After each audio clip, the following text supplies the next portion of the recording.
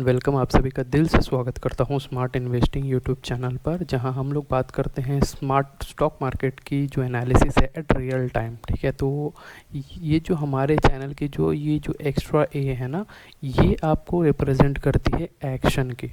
ठीक है, तो इस चैनल पे अगर आप आए हैं तो देखिए, पहली बात तो यहाँ पर 10 सब्सक्राइबर मेरे हो गए हैं, उसके लिए बहुत ज़्यादा थैंक यू।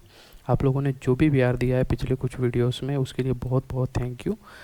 तो मैं चाहता हूं कि अगर आप कंटिन्यूअसली इस चैनल से जुड़े रहेंगे ना, तो आपको मैं स्टॉक मार्केट की जो बहुत ही क्रूशल पॉइंट्स होती है ना, जो बहुत सारे चैनल्स में आपको बताया जाता है, वो ऊपर ऊपर बताया जाता है, वो प्रैक्टिकल आपको लगता होगा कि वो प्रैक्टिकल है, बट आप जब एक्शन करने जाते हो तब शायद नहीं होती है।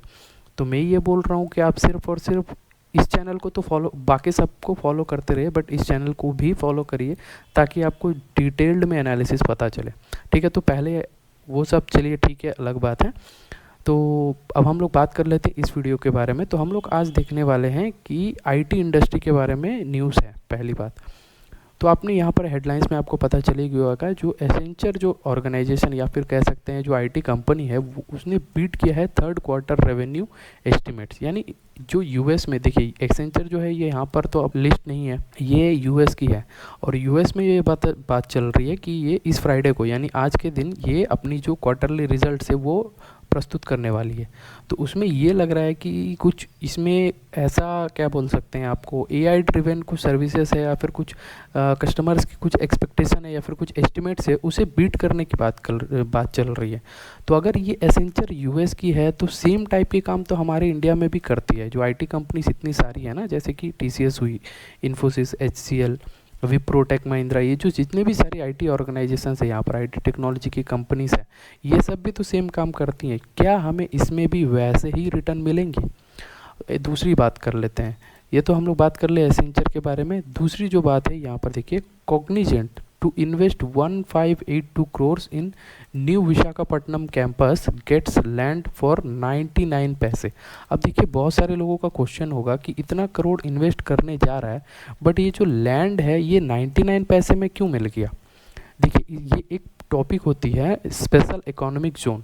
जब भी कभी भी कोई भी कंपनी अगर इन्वेस्ट करती है ना, किसी भी जगह पे लैंड खरीदती है, तो एक्चुअल क्या होता है कि वहाँ पर बहुत सारा गवर्नमेंट की सब्सिडी मिलती है। तो देखिए, जब भी कोई कंपनी आती है तो वहाँ पर बहुत सारे लोग काम करने जाते हैं, वहाँ पर रेवेन्यू जनरेट होती है और गवर्नमेंट को कॉर्पोरेट टैक्स, ये सारी चीज़ें मिलती है ना।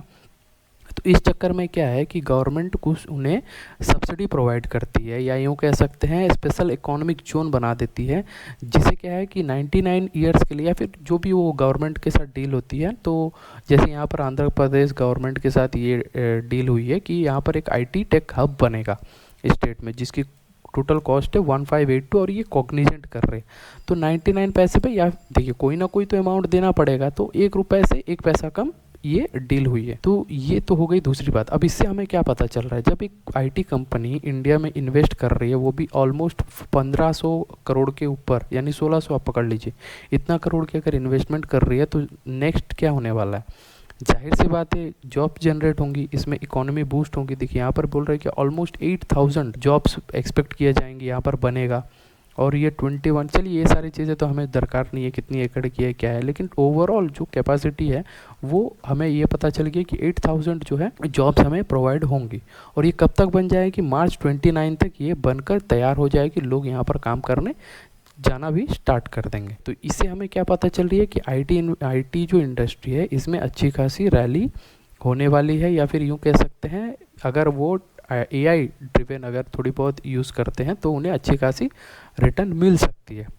अब बात कर लेते हैं ये तीसरी पॉइंट में। तीसरी पॉइंट ये कह रहा है कि ये एक्चुअली यूएस से पर्सपेक्टिव से है। ठीक है, देखिए यहाँ पर क्या कर रहा है, IT stocks up 35% in less than 2 months. आप समझ रहे हैं, 2 महीने के अंदर अंदर 35% अप चले गए। क्या ये एक फेड की कोई चेतावनी है, या फिर जियोपॉलिटिकल कुछ हो सकती है, ऐसा कुछ कंसर्न्स है?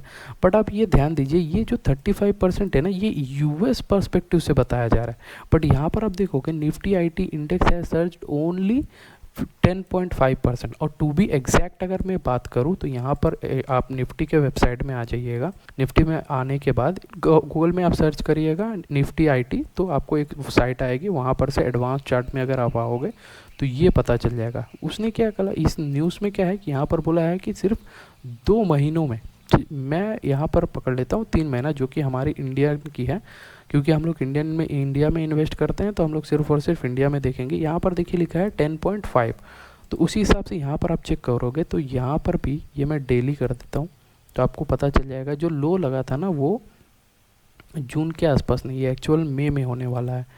अप्रैल में यहाँ से लेता हूँ, चलिए ठीक है, गो करते हैं।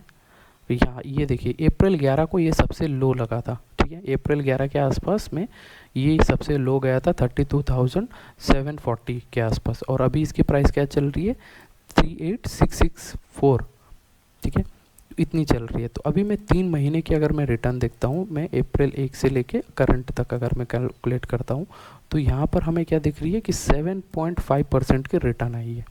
और अगर मैं कंपेयर करता हूँ ये निफ्टी 50 जो हमारी जो मेन इंडेक्स है उसके साथ अगर मैं कंपेयर करता हूँ, तो निफ्टी ने भी 7% की रिटर्न दी है और निफ्टी आईटी ने भी 7.5% की रिटर्न दी है। तो इससे हमें क्या पता चलता है कि आईटी इंडस्ट्री तो एग्जैक्टली सही चल रही है, बट क्या हमें इसमें इन्वेस्ट करना है या नहीं। हमारे पास इतने सारे स्टॉक्स हैं, इतने सारे, आप देख रहे हो यहाँ पर, ये मैं स्क्रीनर की वेबसाइट में आया हूँ, यहाँ पर आपको इतनी सारी कंपनीज मिल रही है।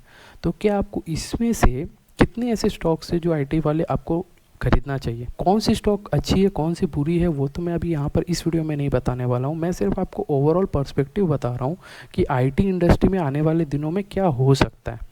पहली बात है आईटी, देखिए अभी हमारा ये जून मंथ ख़त्म हो गया है, जुलाई से हमारा नेक्स्ट जो क्वार्टर है वो स्टार्ट होने वाला है, और साथ ही साथ जो प्रीवियस क्वार्टर है यानी जुलाई वाला जो भी जून वाला, अप्रैल टू जून वाला जो क्वार्टर है, उस क्वार्टर का रिजल्ट्स भी आना स्टार्ट हो जाएंगे। तो सबसे पहले यूएस में आती है कोई भी कंपनी के रिजल्ट्स, तो यूएस में एक्चुअल यहाँ पर रिजल्ट्स आने वाली है, इसीलिए ये न्यूज़ आई है।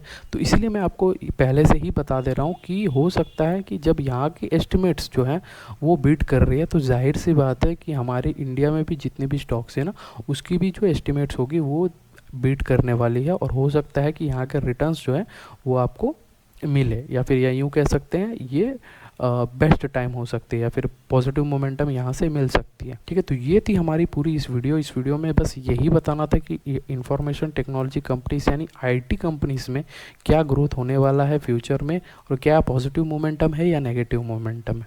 ठीक है, तो इस वीडियो में बस इतना ही रखते हैं। क्या चेक करना है क्या है ये तो आपको पता चल ही गया होगा, बस एंड में सिर्फ यही बताना चाह रहा हूँ। इस चैनल को ज़रूर सब्सक्राइब कर लीजिए, आपको बहुत बेहतरीन कॉन्टेंट आपको मिलने वाली है इस चैनल पर। Thank you.